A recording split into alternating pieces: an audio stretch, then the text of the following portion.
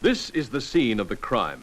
A crime of passion, filmed in a way you have never seen before, and as no one else would dare attempt. But the screen's master of suspense, the producer-director who shocked the world with Psycho.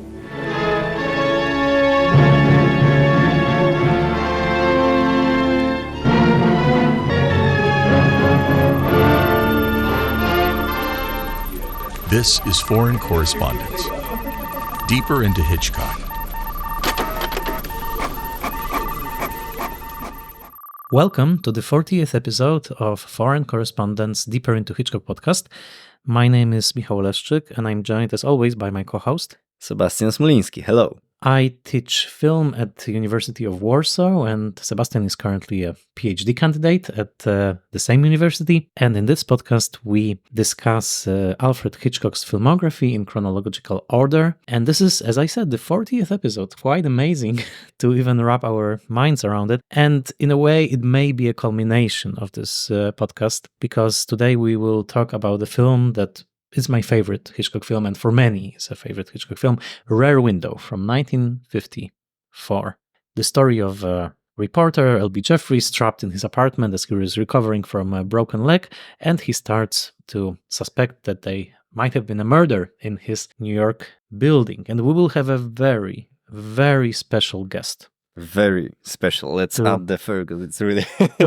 No, it's really, it's Yes. true. Our guest to discuss Rear Window will be Professor Sidney Gottlieb.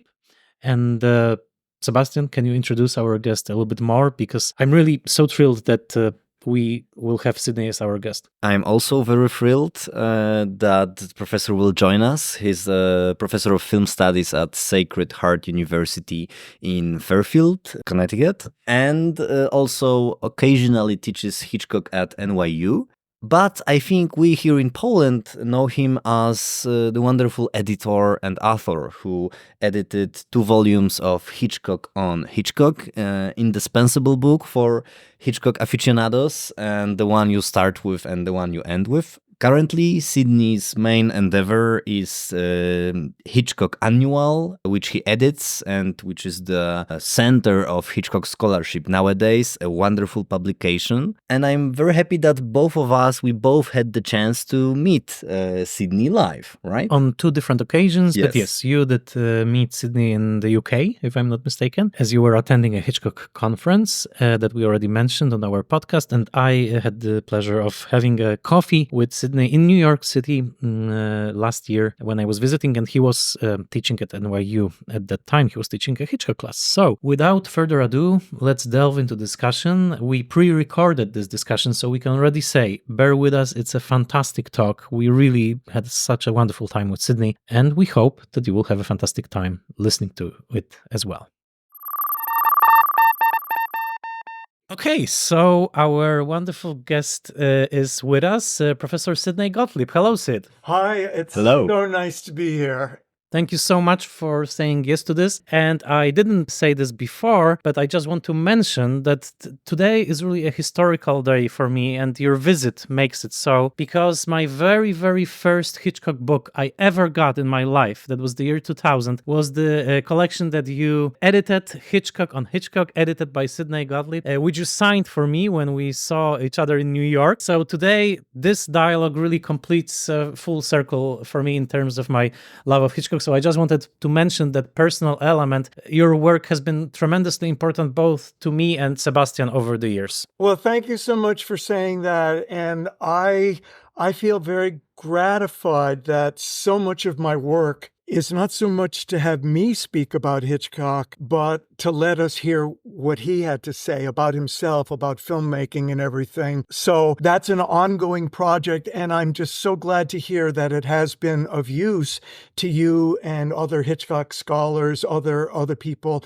And again, give Hitchcock the credit for it. And I'm trying to follow up on that. I'll keep you posted. But there's lots of other writings out there, interviews, of course, but other writings that literally, with the help of other Hitchcock fans and scholars and lovers, we are discovering.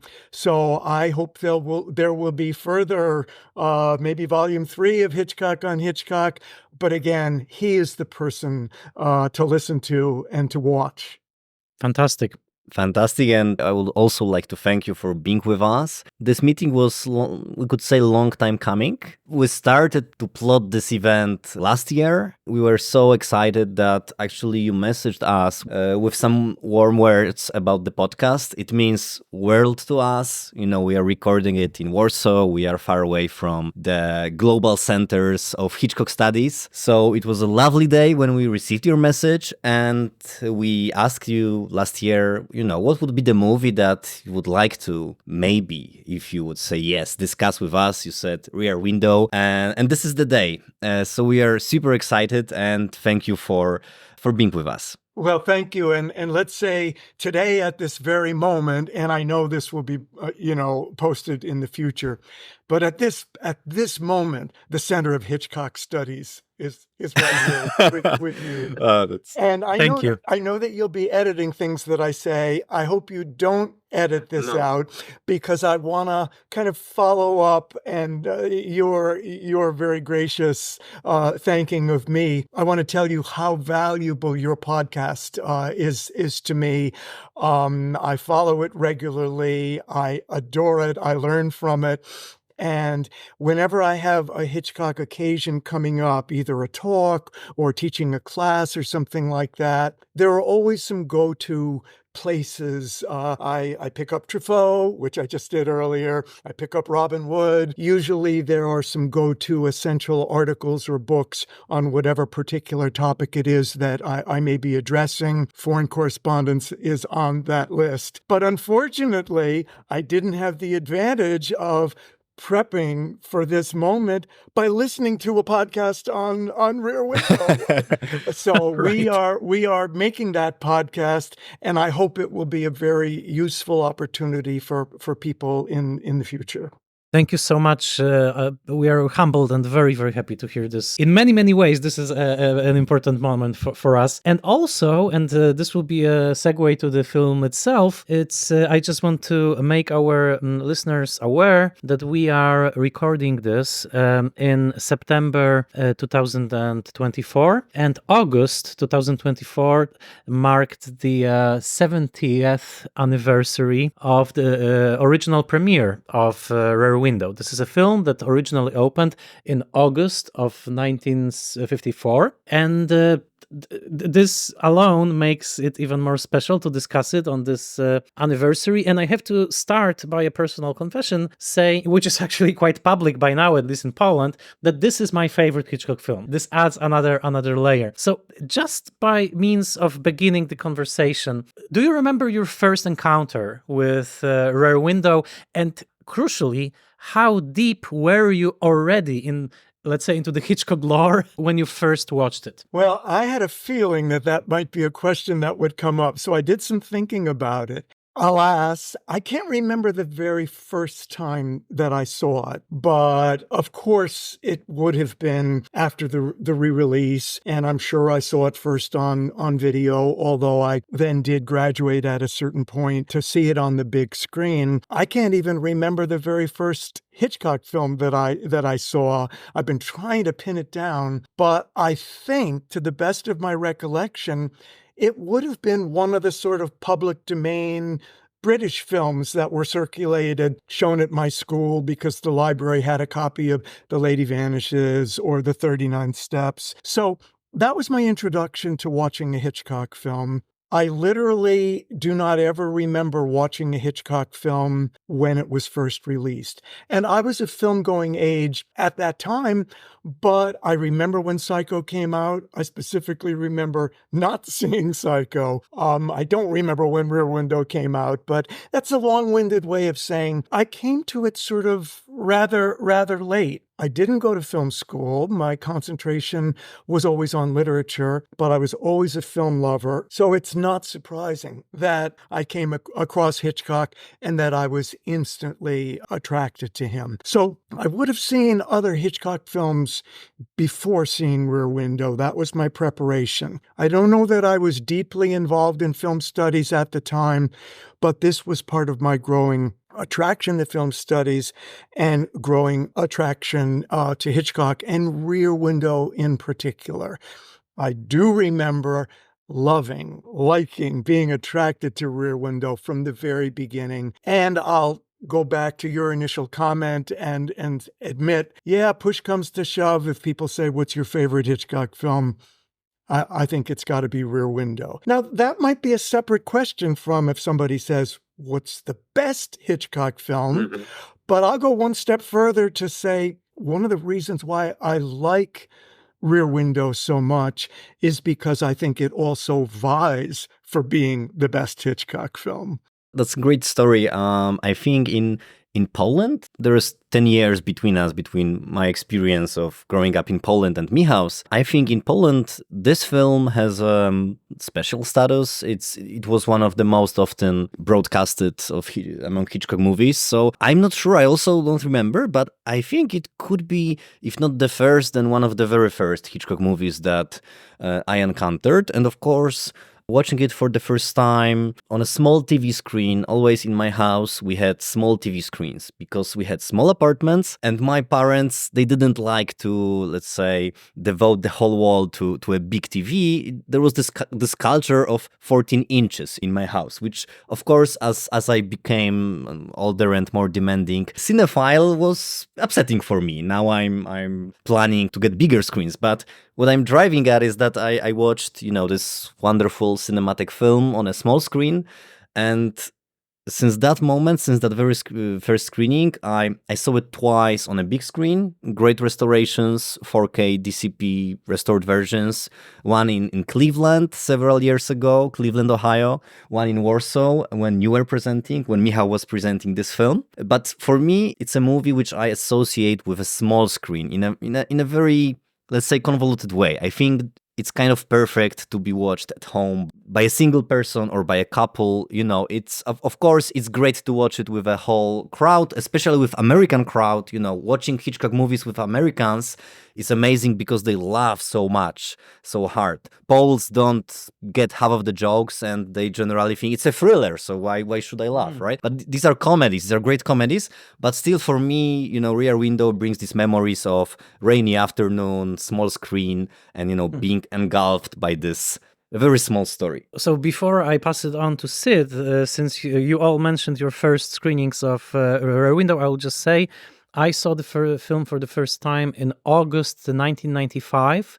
I was 13. I saw it on TV, on Polish television. And I have to say, and I will tell you about my first screening and my most recent screening, which were more than 20 years apart, right? Or 30 years. Okay. So the first screening, when I watched it when I was 13 and sort of unprepared, I didn't really know, who Hitchcock was. Maybe I knew some basic things. I was terrified. I remember distinctly the moment when Torvald enters the apartment and violates the space. My heart was pounding. I was literally horrified. I think the movie worked on me on a very primal level, on this level of primal fear. It first sets up an intimate home space and then the space is invaded, which I think for a child, and 13 is still a child, is the ultimate terror, that the bad guy will come and get you. And this film works on this level. And fast forward to 2023, when I showed it here at Kino Muranów with a full crowd of people, and people, actually at this screening, people were laughing at all the humor, at all the, sparkling lines, at the terrific dialogue of John Michael Hayes. And I fully appreciated it also as a comedy, as you said, as a comedy of manners, as a very, very funny film. So in a way, and this is what I wanted to say at the beginning, this film incorporates both the primal fear of something very horrible happening and the Hitchcock elegance, comedy, and humor. So what is your view of this? Is it a more scary film or a funny film or both? Well, let me say a couple things. I'm so glad to hear the comments that both of you made. And first of all, I think we tend to be apologetic about, I watched it on a small screen, but I very much am with you about the value and the joys, to a certain extent, the inevitability of watching it on a small screen, and especially back then when really that's the option that we had, but the value of it. And I think that cinema in general, but let's keep our focus on Hitchcock, benefits from a variety of screening experiences and venues. And I know I get a lot out of the film watching it on the small screen and also being able to stop and start it and repeat and pause for a moment, maybe watch it on my own. But I also benefit from watching it on the big screen where I don't have that power, where it has its power over me, and watching it with an audience. And then make a little transition to your focus, and our focus so far has been on the experience of the film. Now, I'm sure we're going to get to a point where we're talking about the meaning and the significance and the themes and this and that, but I think it's very Hitchcockian to talk about film in terms of the experience. And one of the reasons why I gravitate towards, well, Hitchcock in general, but Rear Window in particular, is because the particularities of the experience. And exactly as you were saying, there's shock, there's horror, there's amusement, there's all those things. So I think that's a very valuable way to talk about this film in particular, along with the meaning. And then now the other topic that you broached, I would phrase as, well, what kind of film is Rear Window? And we need to make that plural. And I think you've done a nice job of introducing that. My most recent experience watching the film in my living room last night on a big screen by myself, and I was struck by the multiplicity of the film. It is all sorts of films wrapped up in one. And I was particularly struck by what you called kind of the horror aspect, the horrifying aspect, the shocking, the thrilling aspect. And that moment that you talk about when he comes in, I suppose when he comes in the room, there's something in the way we can intellectualize it. I've talked about it in these terms. It's as though the chaos world has emerged and literally been personified and burst into his room. But also quite literally, I mean, this is a monster.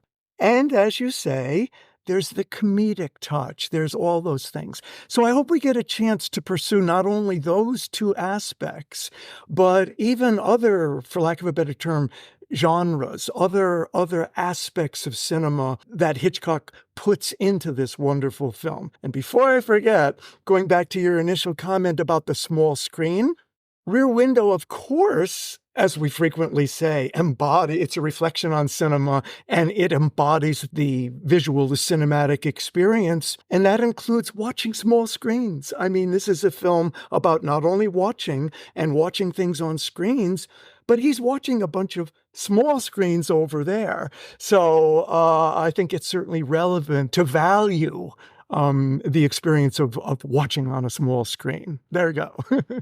That's fantastic. I actually never thought of this, but actually not only often, when we talk about this film, we talk about those little squares, of all those stories. But, some of those stories are in academic aspect ratio. The Thorwald apartment is definitely a cinemascope apartment, right? Yep. With the very wide window. And then some people are even talking about, this in the 1950s, which the film is set in, even though, as I think we'll move on to talk about, this is a film that not only pictures the 1950s and gives us insight into that, but also flash forward. This is a picture. I was going to say a snapshot, but no, this is a moving picture of our contemporary environment. But what I was going to say is this is also an era of television. So there is a sense that these screens are, I guess, they're television screens, not only literally, but that enhances the idea that what this film is about is the increasing awareness that we live at that time. And then, of course, in our time, we live in an age of watching. So this is not a film that's necessarily about a kind of individual pathology of a idiosyncratic watcher, Jeffries. And there's that part of it too. There is a way in which this film should be very, very relatable on a level of character, but also on a level of cultural awareness.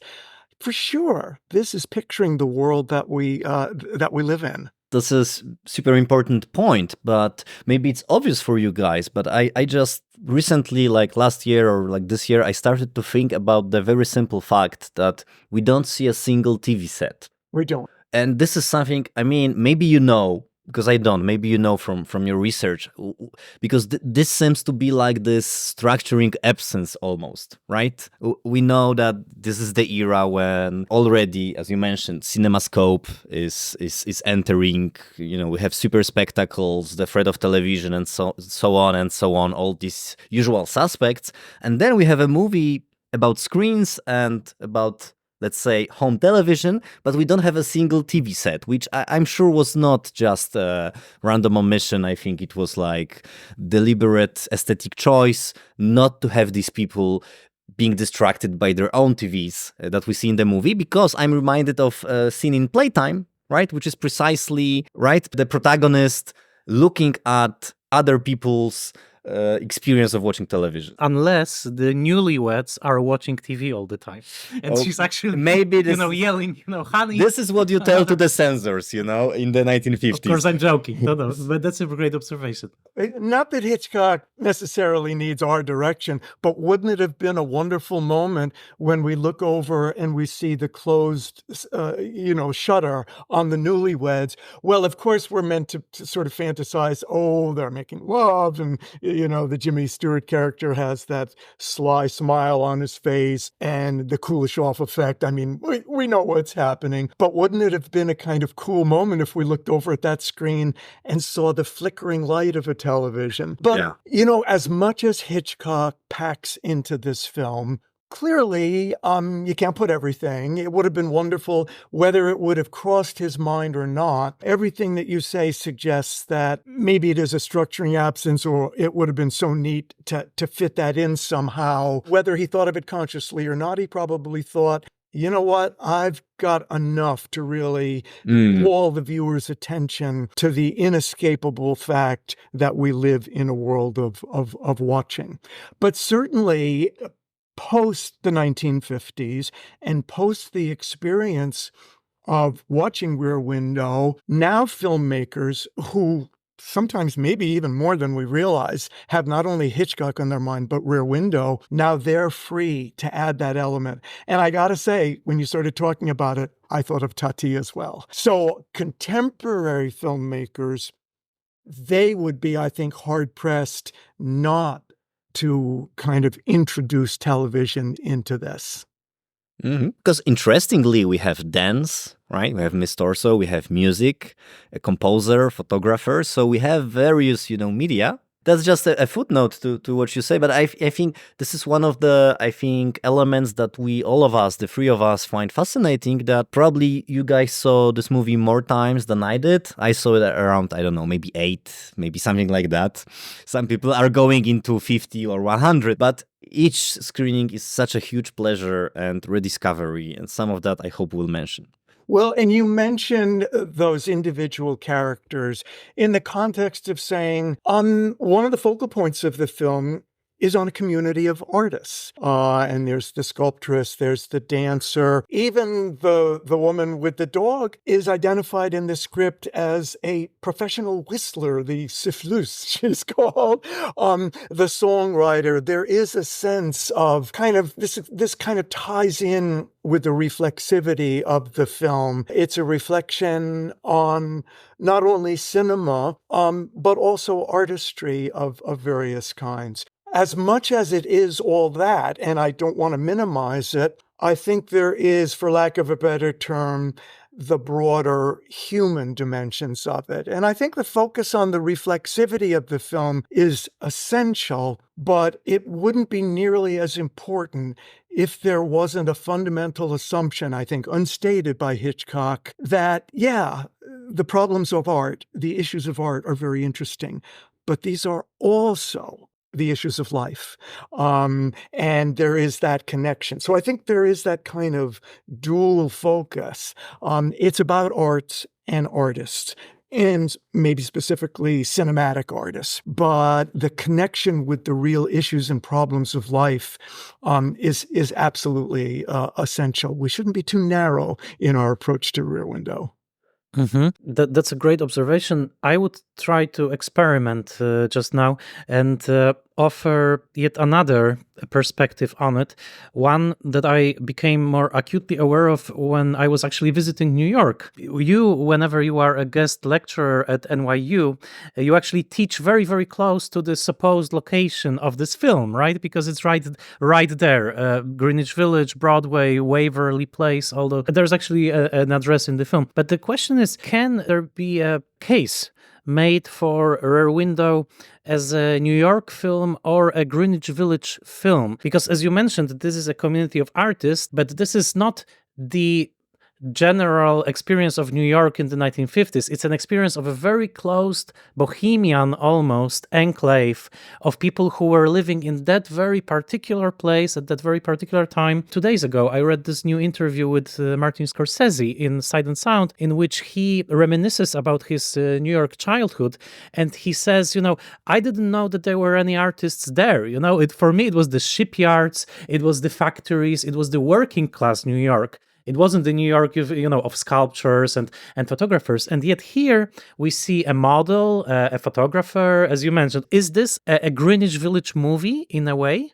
Well, I hope it doesn't sound evasive if I say yes, and it is something else. And that for me is I find myself saying this repeatedly when I talk about Hitchcock. And when I talk about Hitchcock, it's part of a process of me trying to figure out more and more about Hitchcock. One of the things I find myself saying is he uses all the resources of cinema. And also, in terms of his themes, there are multiple themes. There's multiple actions. There's multiple reference points. I think it's absolutely essential to see that aspect of it. As we were just talking about, this is a film about art. This is a film about as you say, kind of bohemian, group or whatever.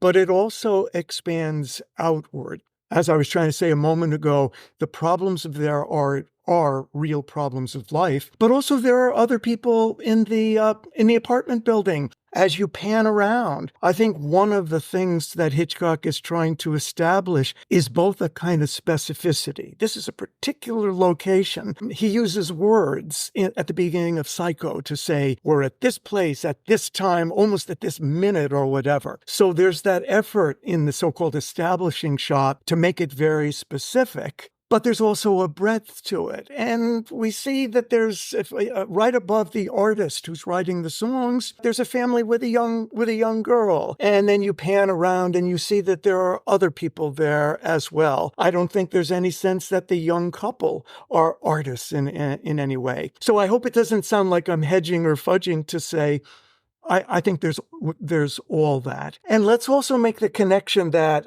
I know that you guys have talked about in previous podcasts, Hitchcock's long time and constant focus on what he talked about, a film that he'd like to make about the city and about different kinds of cities. And he did that again and again and again. And I would say he did that in a way where there was that specificity. When he makes Shadow of a Doubt, it's about a particular kind of city and actually literally a city.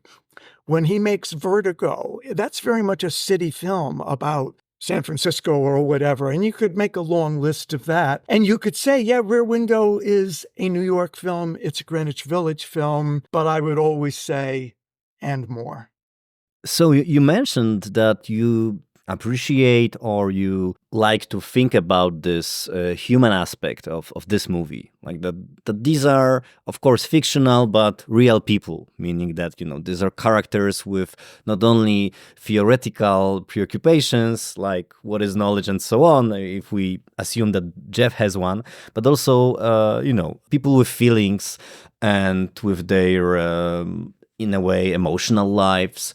And I think it's super interesting because of the number of articles, essays, and because of the status of this film as such a formal masterpiece, such a not self-explanatory, but self-scrutinizing movie, self-referential, and a movie about movie making. I think this movie was in a way stolen by theorists, meaning that when young people, we are all still more or less young. But when some people encounter Rear Window for the first time, they receive it as this movie about the idea of editing, of montage, About the voyeurism. Yes, voyeurism, Freudian aspects, question of looking, and ethics of looking. This metaphor of cinema So it as comes a with tool. this baggage. Yes, with this baggage of that. theory. This is what this movie is about. This is such a masterpiece because it's, and of course that's true, and I'm sure we will talk about it, and we can talk about it, but when I was rewatching the movie yesterday,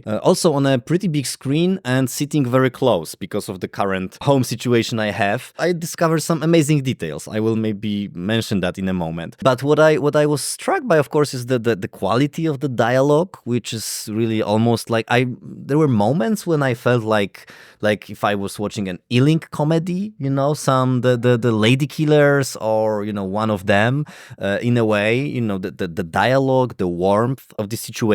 And precisely the things that kind of go beyond only this vision that this movie is such a formal masterpiece. Because when you experience this film, I think you don't really feel it when you forget it for a moment. You can really be drawn into these lives, into these small stories. So your question is, can we reclaim Rear Window for pleasure? For pleasure, exactly, as a wonderful, thrilling comedy, and for pleasure and for this human touch, which of course is sour, as Michał has his interpretation of Rear Window as a movie with a pretty sour ending, right? That's, I think, something we can debate, but all these pleasures, right? For example, the behavior of, the look on James Stewart's face when he receives the toast with bacon.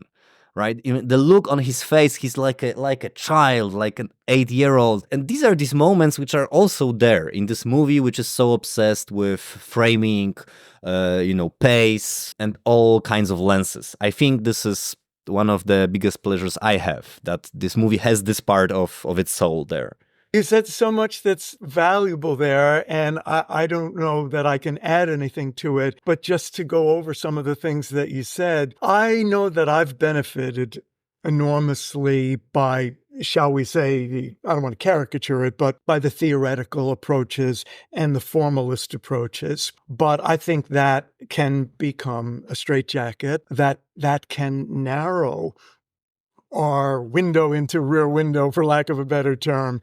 And I think we do need to expand that window without necessarily, throwing out the valuable context and the kind of provocations that theory has added to the film. But what you and we are returning to constantly is the experience of the film. And this is not necessarily to put them at poles, to say, well, you can either think about this film or you can emotionally relate to it. I think there's that constant interaction and flow, and that's incredibly valuable. Hitchcock himself knew that, and he kind of yielded to no one as a formalist and talking about the properties of, he wanted to present a bowl of fruit, but we don't necessarily have to question what it tastes like or whatever, And at the same time, he was a maker of stories that created emotional experiences and that forged connections between the spectator and the people in the film.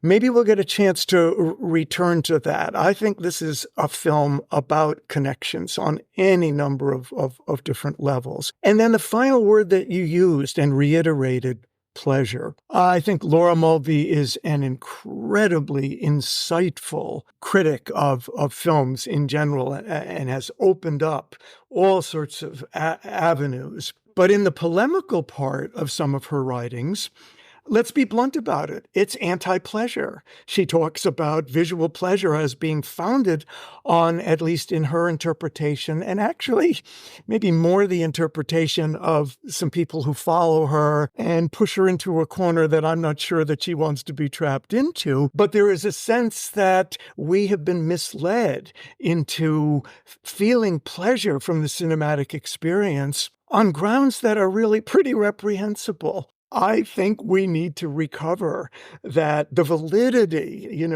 the essential, validity of the experience of pleasure in watching a film. And at the same time, be aware of how that can be problematic and how that can be, I think Hitchcock himself is aware of that. But yeah, the pleasure of the experience of Rear Window. Let's bring our attention back to that. Well, on this note, since you mentioned pleasure, and since you also, in a way, said that we shouldn't censor the elements that cinema uses to give us pleasure, I will start with a simple question. Is there a favorite moment for you in the film? A moment that you find pleasurable, rich for some reason? It could be a scene, it can be one word. Is there a moment in Rear Window that's particularly pleasurable and meaningful for you? I was hoping you might say, are there 10 moments or are there 20 or Let's say two or Five, three. yeah. Let's say two or three. But I'll start by saying, and this is one of the kind of interesting things that critics, and I'm thinking particularly of Tom Leach, who's a wonderful Hitchcock critic, always expands our insight into Hitchcock.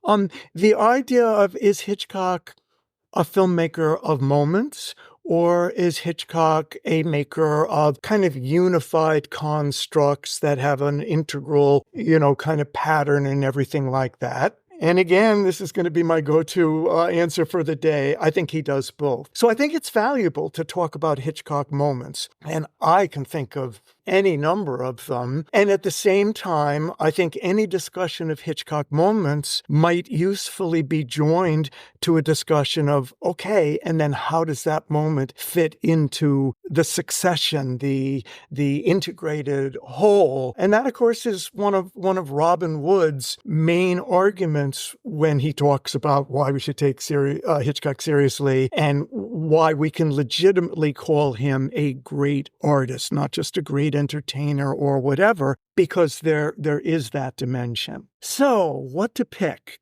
I've been thinking of moments that might surprise us. They're the obvious ones that come out. And by the way, to say they're obvious doesn't denigrate them in any way. Hitchcock planned moments, and he very often in his writings and interviews would focus on particular aspects, and he threw this scene into it to attract our attention and to be a kind of tour de force. So he was well aware of this. So there might be certain moments that come first to mind, but let's maybe propose some moments that might not first come to mind, but that are still just really fascinating. How about the very beginning of the film? And I don't mean necessarily the title sequence, although that's part of a long moment, you might say. But the moment when the camera enters into Jeffrey's room, and after doing a panorama of the world at large, the broad world, which is a major focus in the film for sure, then he brings us into the personal world. And I think Hitchcock repeatedly wants to have us keep both of those elements in mind, the long shot and the close shot. So he brings the camera in the room, and I don't necessarily have to kind of summarize at length, but the camera pans around the room. And can I get some help from you? What is he trying to establish there? Not only where he lives, but he's trying to establish who this character is, right? His profession, right? There's the one working camera, one smashed camera. There's a stack of the magazines, right? Also, we get the temperament of that man, right? That he's not only a photographer, but also he likes danger. Probably. Exactly. These are action sequences. It starts out with him sweating, and that's not just an introduction to it's a hot summer day. I think that's a preview of, okay, audience, be prepared to do some sweating of your own. Anything else? And again, I don't want to necessarily, we don't have to squeeze this dry, but let me join in. And we have some liquor. I'm not sure if we see it in this first pan, but we get like bottles of alcohol, which suggests that retrospectively, it's a bachelor yeah, pad. exactly. It's a bachelor pad, right? Exactly. That this man likes to indulge himself when he's alone, for example. And then, of course, as it pans down from his face, we see the cast, and here lie the broken bones of L.B. Jeffries. So, I mean, I hope I'm not being kind of too low level in this, but I'm sure we're thinking, who is this guy? How did he break his legs? So we not only get a sense of this profile of him as a character, but I think we get a sense, don't we? He was in an accident related to his attraction to this life of adventure, maybe even that snapshot of the car that's kind of on its end. Maybe a moment after he took that picture, he got run into. So we start to live this life of fantasy. Fantasy, how about this? In pursuit of not only excitement, but fantasy in pursuit of truth. What happened and what literally. And then let's go one step further, not to over-intellectualize, but I think it introduces us not to a character, but a number of themes. Not necessarily to enumerate them all, but this is going to be a film about interpretation. This is going to be a film about, we look at the world, and that's one thing. How do we make sense of it? Now, bear with me for a mini lecture. It seems to me that this opening of the film is a Hitchcockian trap or enticement, because I think at the end of watching this sequence, and you tell me if this is true to your experience of it, we, the audience, have a certain sense of satisfaction. I get it. I figured it out. What a bright boy I am. The world is intelligible, and yeah, I think we feel kind of good about ourselves. That sense of security in that is something that is tossed upside down throughout the rest of the film. So it's a very, very dramatic, it's a very engaging opening, but I think it's also a kind of enticing. And I'll use the word again, Hitchcock is a trickster. Hitchcock is somebody that kind of seduces us, and then whatever metaphor you want to use, he turns the tables, he turns things upside down. One of the things he tells Truffaut, when Truffaut kind of grills him about what do you try to do as part of the experience of film, he all but says, I like to pull the rug out from underneath the spectators. And this to me is just a wonderful example. Absolutely. That's a great reading. So I will throw one moment at you and Sebastian will throw his moment then, because it actually connects to what you said. When I think of my favorite moments in a Rear Window, of course, there are many, of course, right? I could probably go on and on. However, one of the most, I actually have goosebumps when I speak about it, is the moment when, when Lisa says, show's over for tonight, and she pulls down the curtains. Because I'm actually having the goosebumps, because, it's on some level, it's so disappointing to hear this. Hitchcock is saying, it seems that it's saying, so this is it. There was no murder. The neighbor is fine. Everybody is safe. And of course, this is what she also says in the dialogue, right? We are horrible people because, we are disappointed that this poor woman is actually alive and well, right? However, there is a brilliant touch to this scene. I will never forget, I saw the film from 35mm at the Museum of the Moving Image in New York, actually, a while ago. And this moment, because the way that the courtyard is lit in this scene, you still can see it through the curtains, right? The curtains are drawn, but you still can see. And, for me, it's your whole body, your whole, apparatus of knowledge wants to get out again into that courtyard and wants to investigate again. And Hitchcock knew what he was doing because, he could use curtains that would actually block this, this courtyard from our view. However, it's still there. And, where the camera is moving, we can see it and we want out again. And this is why when the horrible shriek happens, and the camera pulls into the window and the curtain goes up, we can we can breathe again because someone was killed, right? Of course the dog was killed, right? But it's such a potent moment that is, I'm excited even talking about it. Even as you describe it, I can picture it, and I can picture through the screen, you can actually see what's happening in one of the windows across. You can see a character, and so that's wonderful. And the different levels and layers of sight. And a film about seeing and watching is almost inevitably a film about what we don't see, and we have to fill in the blank, and also about what you talk about so wonderfully, the desire that we share with Jeffries to see. And the other thing that your description of that scene, two other things that you add wonderfully.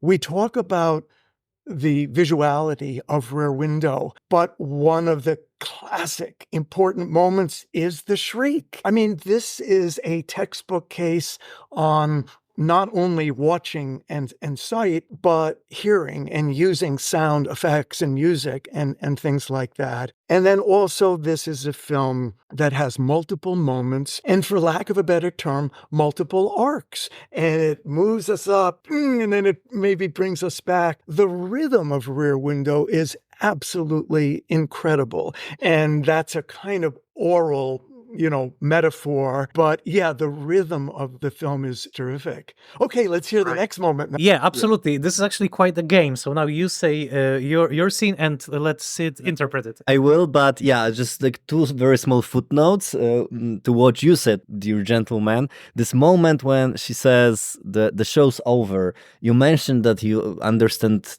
Rear Window as a primal experience in some ways. This is exactly the moment of your mother when you're 11, Yes.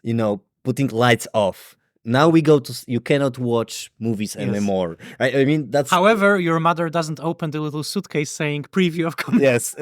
I mean, Norman's mother maybe could do that, but not... Yeah, no. But I think there is this element, this childishness, precisely what I suggested when James Stewart gets his breakfast, this child's delight. I think this is super important. Another question is that, we are so obsessed when talking about this movie with the question of looking at something. But what you mentioned with these half translucent curtains is that maybe there is also this perverse need to be looked at, right? Which maybe also in our era is even stronger. I mean, you want to have these half translucent curtains because you want other people to some of us, right? I think it's another wonderful perversity that is somewhere there in this movie that we can see so much even though the curtains are drawn, right? This is the classic example is Miss Lonely Hearts, that puts the curtains down, but we still see everything that happens at that moment. And just briefly, just one sentence about this initial sequence that you mentioned. What I find interesting is that the pace of this first pan through the courtyard is pretty moderate. And, there's like it's a measured pace. But once we get into the apartment, it gets more dynamic. The camera kind of almost jumps from one camera to another. So we get this dynamic. I think it's an interesting choice. That's what I wanted to say. Can we follow up on two things and so we're going to talk for about 3 or 4 hours, I hope, right? The film deserves it. Yes, in any event, conversations should always be conversation starters, and that's one of the things that I love so much about what we're doing right now. That we're having a terrific conversation, but then it's gonna continue. But maybe 2 brief points, and then we'll get to your moment. That phrase "show's over" is really haunting and important. At the end of the sequence, the revelation that the dog has been killed and that very plaintive and, let's be honest, very theatrical. There's a lot of theatricality in the film. I don't say that to undermine it, but it's clearly meant to be a kind of very rhetorical moment. Don't you care? And, what does this tell us about us? That is a show. And we hear in the background as people, let's go back inside, the show's over.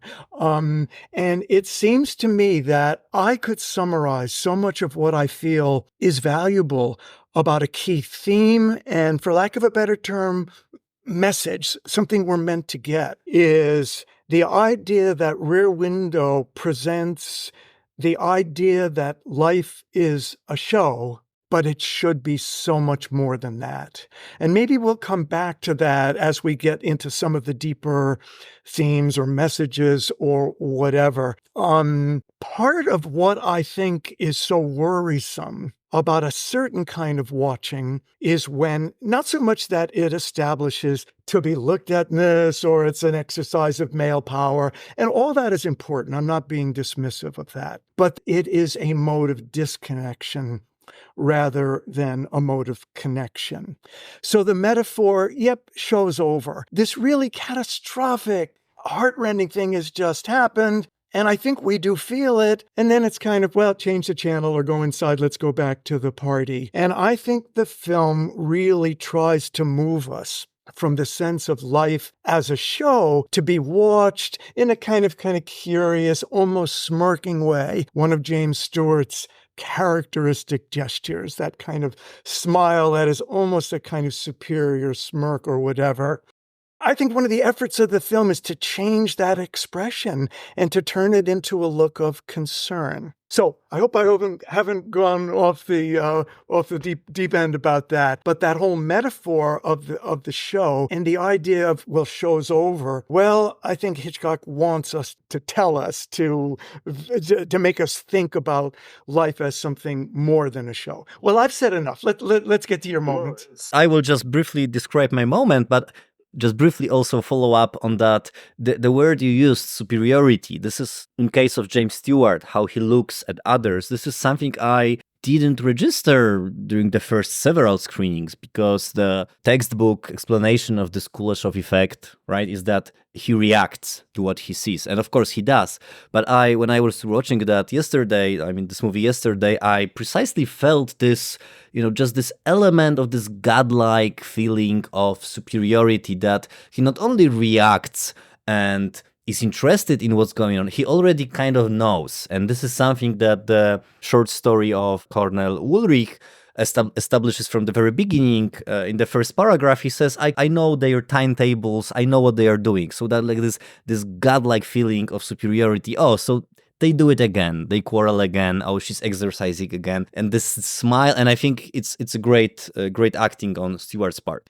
I really think the experience of a Hitchcock film and the attempt to understand it, it's a group effort. It's a collaborative effort. Yeah. Not only watching it in an audience, not only hearing other voices, critical voices from a whole range of perspectives and things like that, but this kind of moment. And I'm looking right now at my screen, and we got the three of us, putting this together. What you just said then kind of highlights the significance of Jimmy Stewart falling out the window into the world. And he comes from this high Olympian perspective to quite literally, and it's not only a kind of catastrophic one, we worry about him and whatever, but it is also, it's the first time he goes out of his apartment. And that is, again, something that the film, it uses just that one moment to dramatize it, but it seems to me so significant. Jimmy Stewart character needs to change and develop. That really kind of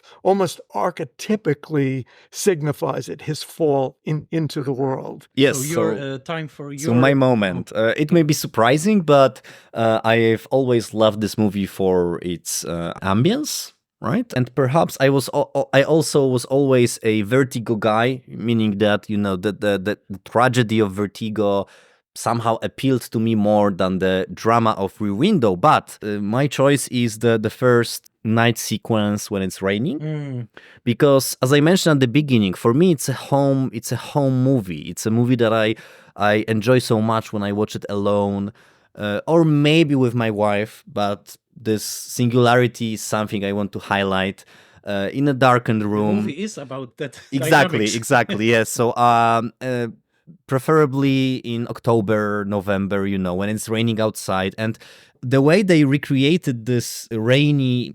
It's a summer rain, of course, but the way they recreated that in a studio, I just love the sequences because of this ambience precisely, that, he's half asleep, there is this rain, and I'm under my pillow, and I just feel so good. It's like this comfort food movie. I don't know, I'm in this way, I have a simple relationship with this film, but also I think for me, it's this cinephile's part. This is the way in which this movie connects with me as a cinephile, that there is this experience of being at home alone and, watching the outside world. So I before I hand it over to Sid, I would love to hear your comment on those nighttime sequences, but just to add a little tiny piece, I have a very similar feeling about those nighttime scenes, because there's this very particular comfort to this. Even, when I fall asleep on this couch over there and, it's raining and, I wake up at 1 a.m., I usually think about Rear Window. But, for me, what's amazing, and this is in this sequence, also in others, there's this sense that the big city, as you mentioned, city film, right? That it's there, it's there, it's pulsating with life, possibly death. It's pulsating with something. There are lives that are being played out, passions that are, crimes. And yet here you are in this little nutshell of your tiny bachelor pad. And you are, as you said, Sid, as well, you can step out into this world, or you can, remain ensconced in this perfect little perch. And I think that this sequence also plays with this sense that there's something there outside. But I would love to hear Sid's comment on this choice. Let me say a couple things. The three moments that we've talked about would be unlikely to surface in anybody else's discussion of the film. And I don't mean that in a critical sense, but I do think that there's a tendency to gravitate towards the moments of this film as the kind of tour de force technical moments, the shocking moments, and those are certainly important. When Thorwald looks back into the camera, when he enters the room, as you mentioned earlier. But these are wonderful moments that testify to the subtlety of the film and the richness. You can grab this film at any moment, at any frame, any scene, any sequence, and just marvel at what's there. So the comment I want to make is, I hope it doesn't sound off the wall. I don't know if we're going to have time to get into this, or in some future conversation we may. But one of the things that strikes me as I watch Rear Window is that in so many ways it is an homage to silent cinema and is constructed out of elements of silent cinema. And that goes even beyond Hitchcock's well-known definition of pure cinema as really kind of a flight from dialogue, which, by the way, this film doesn't do. This film flies towards dialogue using all the resources of cinema. But this makes me think that when you were describing that scene so wonderfully, again, getting us back to the experience and a broad experience, the mood, the ambiance, the frame of mind it puts you in. There are a lot of recollections of the experiences of people watching early films, the Lumiere brothers films, the Actualités. And one of the comments that I always think of is something along the lines of people watching these Actualités, something happening, but rather than gravitating towards the drama and the magic of it, that they look in the background and they see the wind rustling through the trees. And that's a fairly famous recollection that seems to me to tie in so nicely with the point that you just made, that there's high drama and tour de force technical effects in the film, but there's this incredible ambiance and texture and subtlety and mood setting. And in this case, yeah, it's environmental. It's the rain falling and what we hear, and also the music we hear in the background. So I think that's a wonderful moment that you call our attention to. And this is another aspect of Hitchcock's, let's say, negative press that this movie can subvert, precisely like you said. All these critics who are describing Hitchcock as, this master perfectionist who composes very closed, determined films. Of course, it's there, or like films that are so well thought out, planned, that nothing will enter that is not planned. And perhaps so, but we know, even from the production histories that it was different, but this movie really has this openness. So I'm not suggesting that Rear Window is only mood for me. No, I love especially the questions of marriage ring or relationship ring very strongly with me.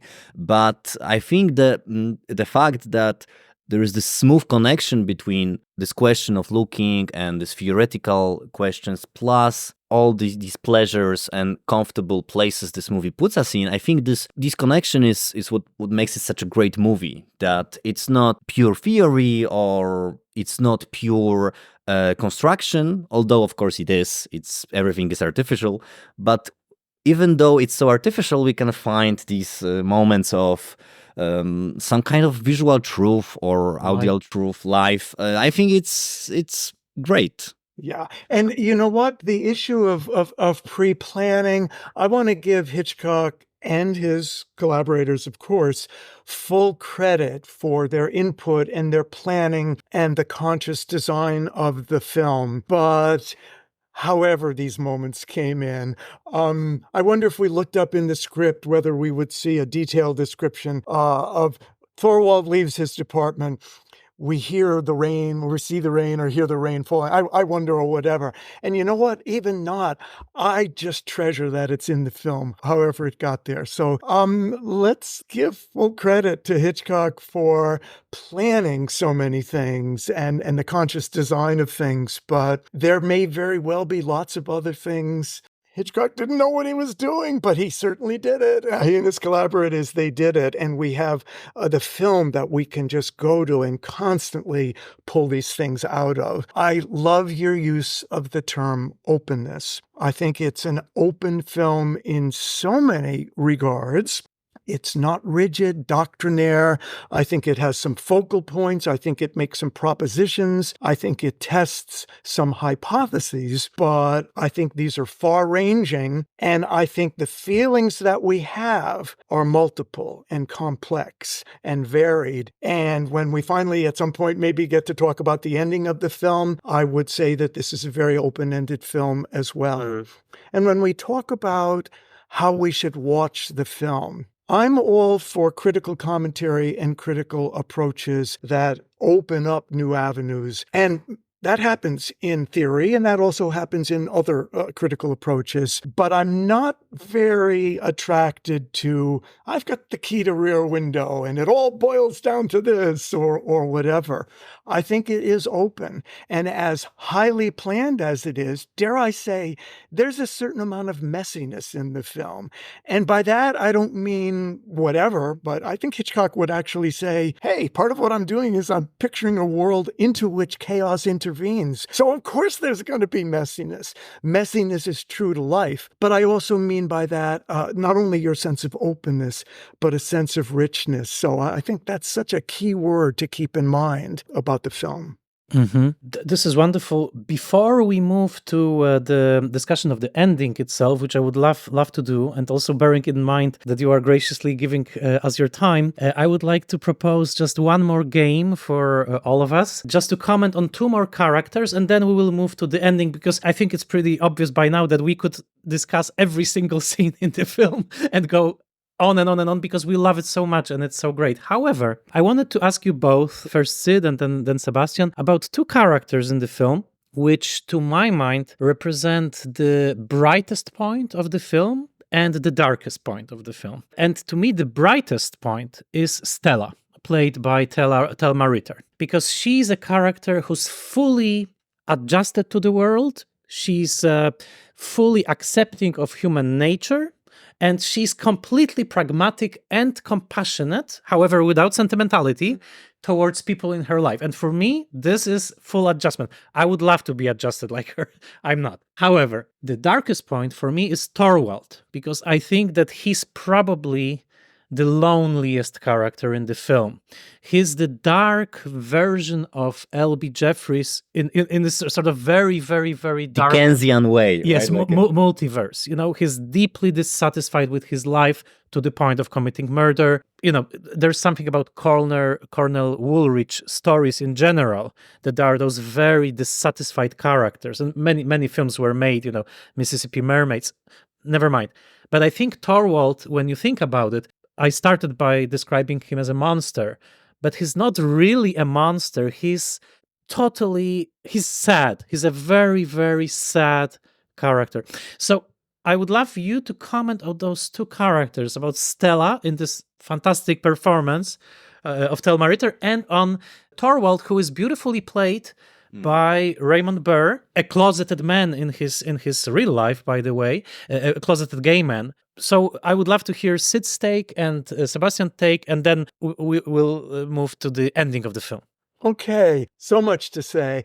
And again, this is part, Hitchcock often, when he described his films, and the challenge of making films is you want to fill the frame, right? You've heard that expression. He talks about that repeatedly. And we sometimes tend to think of that as only visually, and you want to include details and visual touches and things like that. But he fills the frame, the large-scale frame, with all sorts of interesting characters. And I think in general, while we gravitate towards, the stars of the film and, the featured performers and whatever, these are focal points, but there's a diffusion of focus. And so that, by way of just winding up into saying we miss a lot if we don't pay attention to these so-called secondary characters. Sometimes they are just far more than secondary.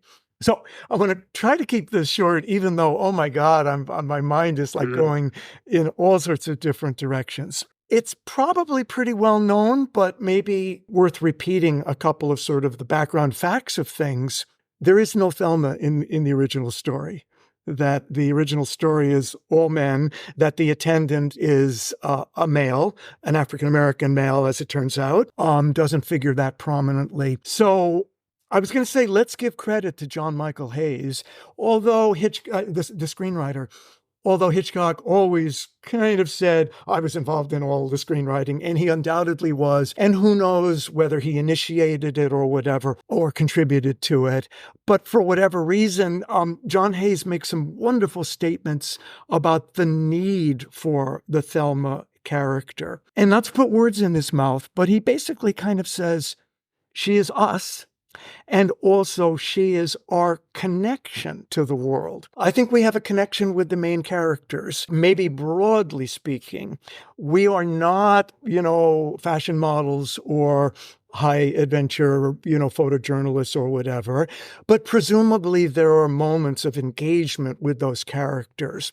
But we need more than that. And John Michael Hayes says, we need a character like Thelma to really build up the human engagement and the human involvement. And he talks about that not only in terms of her character, but particularly in terms of her sense of humor. So again, that's the short version. She is absolutely critical, absolutely essential to the film as it is. So much more to say, but let me stop because I want to leave room for you guys to say more. And maybe if I could say this briefly about Thorwald, you emphasized quite rightly the monstrous aspect of him, a certain sense of connection between his character and Jeffrey's, which let's not overstate, but let's not understate. But maybe it helps to make this bold statement. Hitchcock is really, really great at presenting the monstrous, and this is the monster that is out there, but you know exactly where I'm going,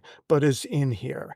I mean, that's part of what people talk about as the genius of Psycho or the genius of Shadow of a Doubt. This is both a study in psychopathology, but to follow Freud's own phrase, the everydayness of psychopathology. And this is not to say, Norman Bates, c'est moi, we're not exactly the same, but to kind of say, yeah, this is not an othering of the monstrosity of human behavior and abusive violence and inclinations and things like that. This is not an othering or an outering of it.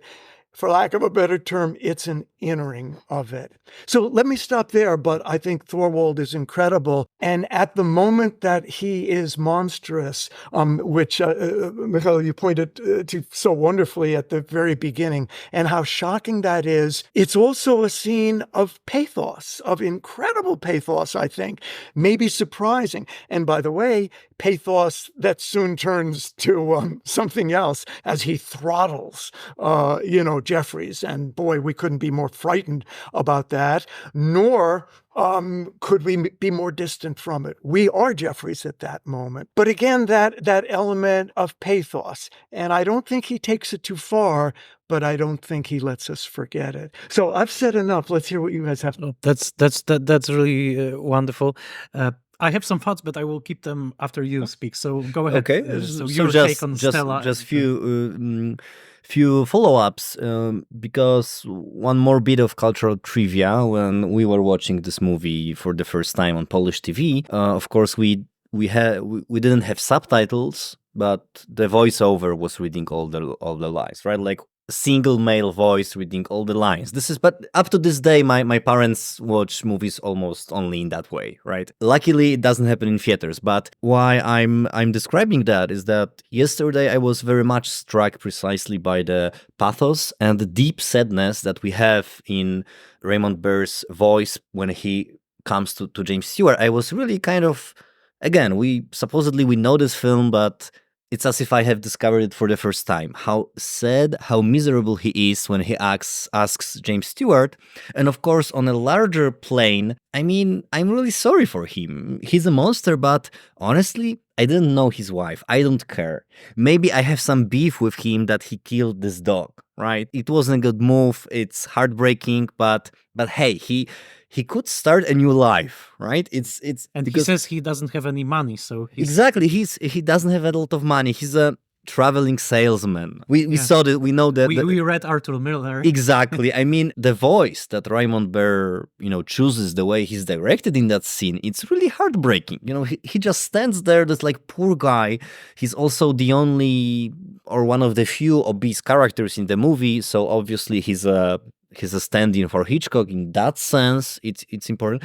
I mean, the sound of his voice that we couldn't hear when we were, watching, that's really heartbreaking for me. So I agree he's a monster, but precisely because he's one of these Hitchcock's characters that maybe you not necessarily kind of want to support him in his endeavors, but towards the end we get his POVs, right? When he's blinded, we see his point of view, not Jeffrey. So, I mean, at this stage of my relationship with this movie, I must say, for me, it's a bit of a heartbreaking character because he could start a new life, right? This is something that Jeffries is so reluctant to do. And our hero, he wanted to choose the very English way of getting rid of his wife and start a new life. So on this, of course, it's a bit of a morbid humor, but in this sense, I think the greatness of this character is also in these few lines when we really hear his voice for the first time. Whereas before he was only a body without a voice, now he's kind of disembodied because he's in the shadow, and we only get the voice, which is so heartbreaking. I think it's a brilliant touch. And of course, Thelma Ritter's character, I love her as well. I think it's let's say, in a way, a center of the movie, as you mentioned. Maybe it has some elements of Alma's character, maybe, but I don't think it's that important. I don't Hitchcock's wife. Yeah, I don't have many smart things to say about it, but I have one bit about jewelry that I wanted to mention, but maybe I will do it after you will, if you want to add something about. I really look forward to what you say, but let me follow up on something that came to mind that I had never really thought of before, but it has its roots in comments that both of you have made, including the sense of pathos. This is a character of Thorwald. This is a character who has done something really, really awful, and yet the filmmaker wants to establish some kind of feeling or sympathy or pathos or whatever. How about, I hope this doesn't sound completely off the wall, Thorwald is God's lonely man. Thorwald is Travis Bickle. This is a city film in many respects, as, of course, Taxi Driver is. We know Scorsese's great debt to Hitchcock. Think especially of Psycho, The Wrong Man, but who knows, maybe even Rear Window. But maybe that conceptualizing it that way, without forgetting for a moment the awful things that Travis Bickle does and the awful things that Thorwald does, but putting in the context, putting it in the existential context of loneliness. And that's something that he shares with Jeffries. I've used the word connection. I think this is a film about connection and disconnection on so many levels, and maybe to oversimplify it, but it's trying to get Jeffries to connect. Thorwald is in the same situation, but his only option seems to be to disconnect. Thankfully, the Jeffries character moves in a different connection. But I think conceptualizing, picturing, describing the Thorwald character as God's lonely man really is a very intriguing way to look at him. And once again, lest I be misunderstood, without overemphasizing, oh, he's my hero, he's my role model. No. But anyway, yeah, I like looking at Rear Window as a study in loneliness. And as we make our transition, which I guess we'll do sooner or later, the ending bears on that. But anyway, back to you. I'll just comment on this briefly. I think it's a brilliant comparison with Travis Bickle. But I also mean that Martin Scorsese plays in Taxi Driver, he plays a jealous husband. Yeah. Jealous, murderous husband who says that he's going to kill his wife. And we see her in the window. So I mean, these are fascinating comments, and I hope our conversation also gives justice at least a bit to the moral complexity of the movie, but maybe there will be part 2 one of these days.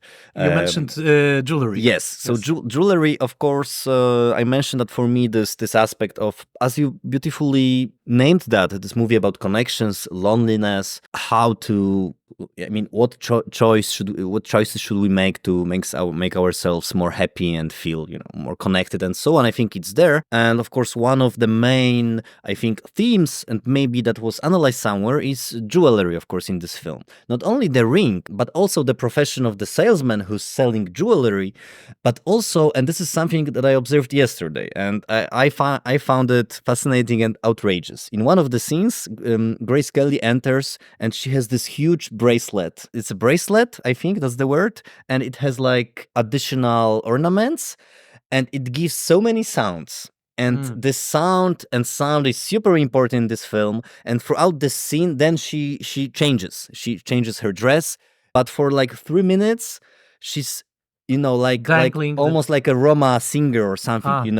We hear it's dangling, and we hear it all the time on the soundtrack. And also because I was watching this movie in my headphones, once again, technology really determines how we experience that. I became obsessed with the sound, and why did they choose this pretty, I mean, Grace Kelly is so super elegant, and this movie is also about fashion, right? But this piece of jewelry, which is so heavy and kind of distracting, it's one of these small, strange things. Because she wants to shackle Jeffrey into the chains of marriage. That's the yes, and it is kind of it is like a chain, and it is like she's jingling the chain of marital. There is connection. something to that, and I'm not sure if this is the scene, but also there is this great beat with Wendell Corey, who kind of jumps on the game of reconstructing what happened, as we mentioned in the very introduction, right? When camera pan, Wendell Corey looks at these small, like these pieces of Grace Kelly's, toilet, and he starts to reconstruct the story. And James Stewart says something that Hitchcock is saying to him: "Be careful." Be careful. So I also love it very much. That's so nice. And just maybe very quickly, this is kind of one of the joys, but one of the dangers of watching a film. What's the expression that the critics use these days? A too close reading. But I think film, there is such a thing maybe as too close reading. And by the way, I don't think that's what you just did. I think you did a wonderful close reading. But the way you talk about that, you could even follow up on it. And just think about this throughout Hitchcock. Think of one of the pivotal moments. Many of Hitchcock's films are about the growth of a woman, also a man too, the maturation, increasing knowledge, changing and everything like that. think about Life of all films, although again, a single set film, and I don't want to stretch any connection too far, but Tallulah Bankhead character, the hybrid, fashionable, whatever, very much analogous in a way to the Grace Kelly character, to Lisa in Rear Window. A pivotal moment in that film happens exactly when whether it's a diamond bracelet or not, when that falls off and she becomes a different person. So the symbolism of that, I don't know, without trying to be too heavy-handed, it's there, and Hitchcock has used it before. And I think you add the wonderful touch of the sound dimension, kind of noisiness in the background. There are, for especially Hitchcock's later films, very detailed notes on the sound design. What I recall from the sound notes on Rear Window have to do more with the sounds outside the apartment, just like he did for Rope and whatever. But it would be interesting to know if that was one of the things he put in intentionally. He could hardly not have intended it because, in the final mix or whatever, you have to set things up to allow that to come through. But it's a wonderful moment that you talk about, the sight reinforced by the sound, and then also tying in with this larger theme of her change in the way she dresses. It's in the jewelry, but it's also in the dress that she wears. And is it significant in any way at all that, well, as you say, Thorwald sells jewelry, but isn't the point made that it's costume jewelry, that this is low level kind of, so there are different gradations there, and this is contrasted with the wedding ring. And I don't know if the wedding ring literally has a diamond in it or not, but it seems to me that has a whole different area of signification, something much more promising. And at one point, there's a mention of a number of different rings. And then, if I recall correctly, a single metallic band. So what we see is an interesting kind of play with this kind of theme of jewelry. And there are different significances attached to the different kind of jewelry, and especially to what happens when you leave the jewelry behind. I think that's a key step in the development of the Grace Kelly character. So that's a wonderful point. And Hitchcock's next movie will be also about jewelry. Yes. And he has, of course, made a film called The Ring. Yes, absolutely. This is so much fun. However, we are slowly approaching the running time of the film, so I think it's the perfect. And also, it's already night outside here because the sun set. The shape you can see in that window that slowly and ominously appeared is the poster that I have on the opposite wall, which is actually a poster for the Pauline Kael documentary by Rob Garver. So this is Pauline Kael over there reflecting in the window. Appropriately. A bit creepy, by the way. Yes, she materialized. Her ghost did. So let's move towards the ending of the film and to our interpretations of the ending. Am I right in intuiting that you, Sid, see this as a positive ending of Jeffries finally connecting to other people? What is your take on this final movement of Rear Window? Well, again, at the risk of hedging, I absolutely think it's a positive ending, but that doesn't mean that everything has been resolved, that there's been the proverbial night and day change in the character, and now what they couldn't do, they now can do, and the future is bright. And I'll say parenthetically, although I don't know how much weight we should put on it, but I made a point of I had recalled Hitchcock's comment about the ending, but also what happens afterwards. And I was able to find it just before. It was in conversation with Peter Bogdanovich, and Bogdanovich kind of said, well, where do you see these characters at the end of the film and afterwards? Do they get married? And Hitchcock, and again, we should say this, but we should say it in a very measured way. Hitchcock said, well, no, I don't think so. He probably goes off on a job at some point. I don't think that's Hitchcock being dour or negative. I think it is Hitchcock being sort of a little bit flippant. So, when he brings us to the bottom, I think he tries to give us something to push off on. That there is some hope, something has been gained or whatever. When he brings us to the top, a moment of celebration or apparent resolution, he puts a few chinks in that, a few complications, maybe not so much. So that's a long-winded way of saying, Absolutely, I think it is positive. Something has been gained, but this is not a forever resolution. And there is that ambiguity. I'll maybe just say a couple things very quickly. He has a smile on his face. The temperature has gone down. Okay, it's almost as though Hitchcock says, we got this, but he got 2 broken legs now. And he's even more trapped or immobilized. You pan up the bed and you see her in a different outfit. So depending on your perspective, you might say, that's nothing but good. In the early part of the film, she used to be a fashion plate, and now she's a human being and she's descended into humanity. But then some people say, well, she's sort of remade herself, but she's remade herself in the image that the man wants her to be in. So while I think we should entertain that possibility, I don't think that's the concluding emphasis.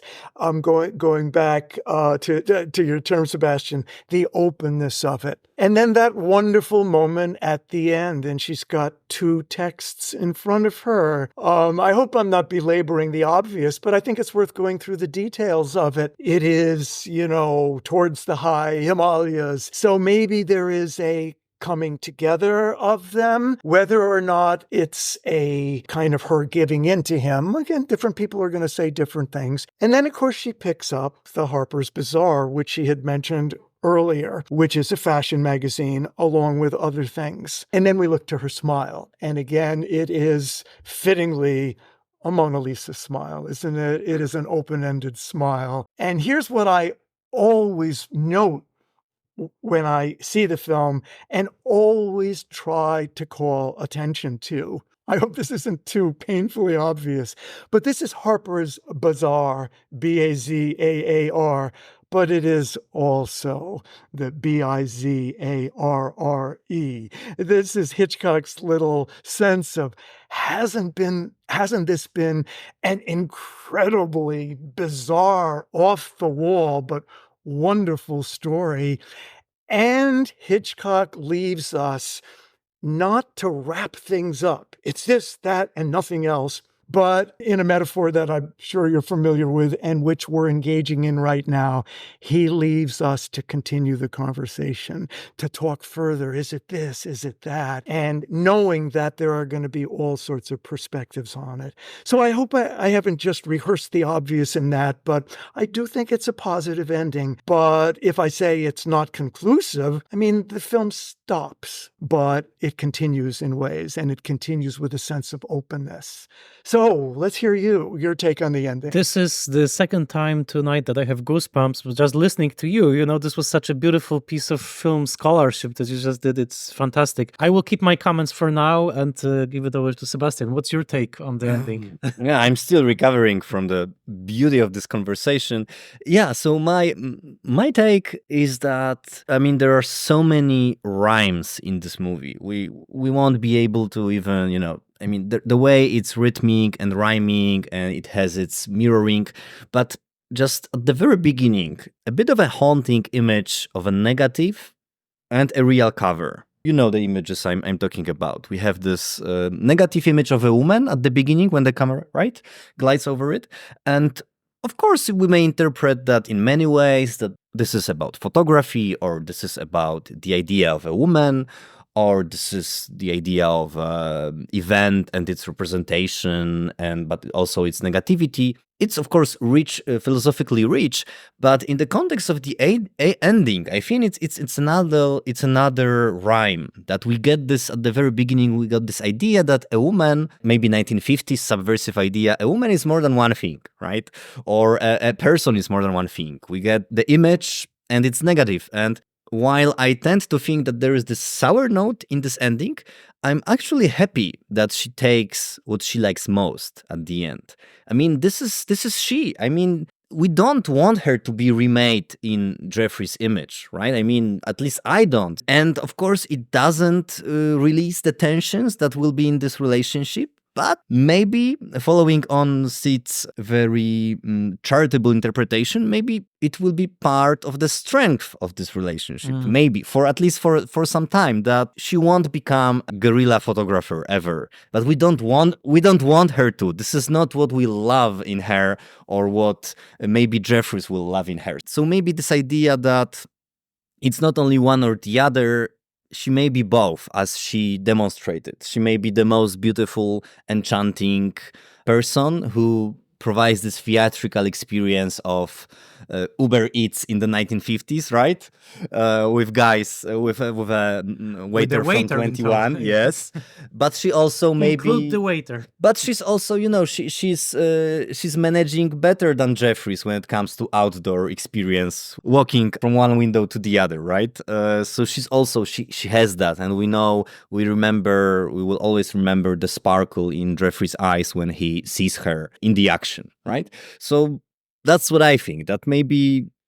I think a small miracle just happened, because listening to both of you, first Sidney and then Sebastian, I think you successfully remade this ending in my head. I was always veering towards this quite cynical reading of the ending. And in a way, I want to retain a little bit of the cynicism. But however, because, neither of you mentioned one thing that is really crucial to me, which is that, yes, in the end, she does choose the magazine that interests her most, and something that's closer to her interest and nature. However, she does it only after she sees that he fell asleep. So, she sees that he fell asleep. Okay, so now I can be myself, right? I can stop performing this, a perfect companion. I can stop reading about the great Himalayas. Now he's asleep, so I can finally be myself for a little bit, right? And read this magazine. So this is the kernel of this Hitchcockian irony, I think, that, he shows them as a couple. However, he shows that being in a couple also involves a little bit of performance, but also, and maybe crucially and maybe troublingly, it does contain a little bit of concealment. You never reveal yourself fully to the other person. There is this corner of yourself, just like in her picking up this magazine, that is still purely herself. Maybe it's unshareable with this man. However, I have to say that one very optimistic thing about this ending and about the movie itself is that there is, and this is something that Sid also said, there is no doubt that through this adventure that they had together, they got to know each other better. He knows by now that she's capable of this excitement, of this, going on a mission together, of taking risks, maybe even that she's braver than him. She went into the monster's lair, Torvald's apartment. And he's panicking. Right? So in a way, whatever you say, and whether they will survive as a couple or not, they did get to know one another better than they knew each other at the beginning. And yes, maybe being in a happy couple means that you will have this little corner of your life that you will never fully share or reveal with your partner, maybe. So this is my reading for today, but it's influenced by what you guys said. Well, that's terrific. And that adds another level of complexity to the ending, which I think is very Hitchcockian, and the openness of it. And it seems to me he's being very honest and very penetrating about relationships. I think this could be the topic of a whole hour's discussion, but are relationships possible? Are intimate relationships possible? I think this is one of the key questions raised by a Hitchcock film. And the related question, well, then how so? And what qualities do we need? And at the beginning of the film, the characters are inflexible. I think that Truffaut points that out very nicely. They're not willing to budge. But they become flexible, they learn flexibility, and by learning flexibility, exactly as you say, they learn more about each other. A relationship that's going to last and that's going to be good for people individually as well as a couple it's a bad foundation if you think of oh, my heart swoons for you and you're meeting all my desires and dreams. That's a bad foundation. And I think Hitchcock repeatedly dramatizes in his films how we are drawn to that scenario and the price we paid because of it. So what do you need in a relationship? I mean, you mentioned wonderfully performance. Sure. That's not inauthentic. That's part of who we are, and who we present ourselves as. You didn't use the word compromise. I have some problems with compromise, but I think it depending on how you define it, what I would say is compromise in the sense of negotiation. You give something, you get something, you become something a little bit different. And I see that at the end of the film. But here's another note that we're trying to kind of tick off. Well, what's potentially, if not negative, then worrisome? Who is the character that is really changed throughout the film? Who is the character that has really blossomed and shown herself, did I give it away, to be so resourceful and admirable and leading the way? It's her. I wonder if there aren't some people who watch the ending and say, Lisa, you're wonderful, but you're getting the bad end of the deal. You know? Yeah, I mean, this is our feeling from the very first scenes in a way. I mean, of course, he's James Stewart, but in this social or libidinal economy, I mean, look at her. Right? And that's the problem with her. She's too perfect. She's not of this world. Well, but that's, we are echoing some of the stuff that Stella said at the beginning of the movie, Oh, she's just too perfect, right? But also Stella says something extremely commonsensical about relationships. She says, back in the day, it used to be, people met, people got married, and bam. But all that Sid is saying, it's not about relationship per se, but it's the idea of modern relationship. Yes, exactly. Right? Precisely, which is negotiated, which is a deal in a way, which of course... Which is a work of art also. Yeah. Sid, this has been one of the best evenings of my life. I'm so happy that we did this. Do you have any comments just to finish our conversation, perhaps about your teaching of Hitchcock? Because I know that you are showing Hitchcock to young generations of students. Are their reactions surprising to you? Well, I'm so glad that you steered me that way, because I'm trying to think, oh my God, how to wrap things up or whatever. But that's a wonderful way to kind of conclude by saying we are part of a process of not only enjoying Hitchcock and talking about it and, interpreting and analyzing and experiencing it, but passing that on. We are in some respects, the custodians of Hitchcock, right? Now, Hitchcock can take care of himself pretty well, so I'm not trying to say he necessarily needs our help, but maybe there are ways that he can, in a way, benefit. We are the custodians of Hitchcock, and I love the experience of exposing people to Hitchcock, because it's not as though Hitchcock is quite the household name that he used to be, but he's still known, of course. So there is a way in which I feel like I'm serving a useful purpose in saying, wow, I've got this great thing, this thing that's been so valuable to me. I want to share it with you. And then I want you to share with me how you respond to it. I don't try to twist arms or anything like that, but I do find that people still respond very much to Hitchcock. And especially when they've been not only exposed to Hitchcock, but in a way when they've been prepared. And one of the ways to prepare students for Hitchcock is maybe to find ways to introduce, without necessarily saying Hitchcock is this, Hitchcock is that, or whatever, you must see this or whatever, but to kind of set things up a little bit, things to watch for, things to pay attention to or whatever. Then to, of course, have them watch Hitchcock, and then to talk about Hitchcock and tell what they have to say and hear what other people have to say. So that's why I love Hitchcock. I love watching Hitchcock. I love, if I say teaching Hitchcock, what I really mean is experiencing Hitchcock with other people, as we've done today. And I can't thank you enough for this experience. It's been wonderful. Well, thank you. Really, it was wonderful. And, finding someone to talk about Hitchcock is a pleasure in itself, always. But talking with you, it's an honor and a pure pleasure. So thank you so much for finding the time. And thank you for your generosity, with everything you're saying and your generous way of looking at the world. I think it's we are like two Polish half cynics, romantics, but your almost, I would say, Stanley Cavalian attitude in a way.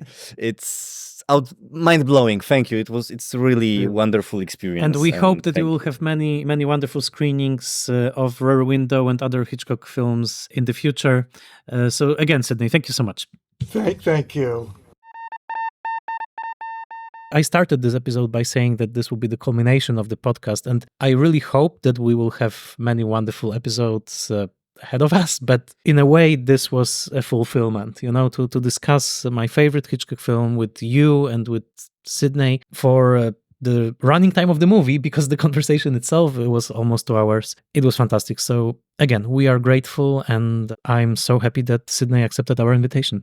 Yes, it's a great pleasure to discuss Hitchcock with such wonderful people. I think it's one of the. I think we made a good choice to record it in English, although we're not native speakers. But Sidney was talking about connections and how the Rear Window is about connections. I think it's kind of beautiful that we have this connection with Professor Gottlieb, and that we know each other, and we could delve into this movie together, and on a very, I think, emotional level discuss many of its aspects. I'm really happy that we recorded this one. I'm also very happy. I'm also grateful. And please, if you like this episode, please share. Please link to it. And next time we will discuss To Catch a Thief, Hitchcock's 1955 breezier affair. But this is it for now. So hopefully you will tune in to listen to the next episode of Foreign Correspondence. Deeper into Hitchcock.